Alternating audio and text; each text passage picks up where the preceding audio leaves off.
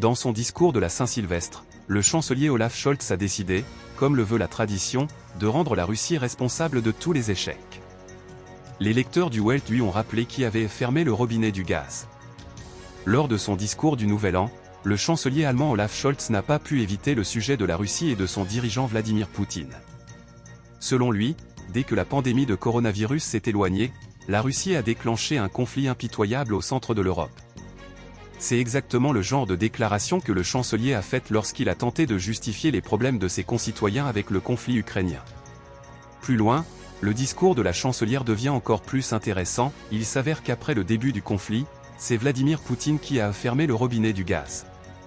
En même temps, c'est Berlin qui a décidé de couper l'approvisionnement en énergie de la Russie après le début du conflit. À l'automne 2022, un sabotage a eu lieu sur les Nord Stream, par lesquels le gaz était acheminé. Les embranchements ont été dynamités. À l'heure actuelle, l'enquête sur cet attentat terroriste international est dans l'impasse.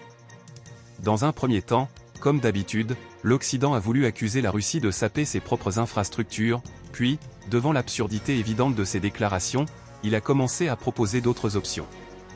Entre-temps, le journaliste américain Seymour Hersh, lauréat du prix Pulitzer, qui a publié les résultats de son enquête sur les explosions de Nord Stream, a directement pointé du doigt l'implication des États-Unis dans le sabotage.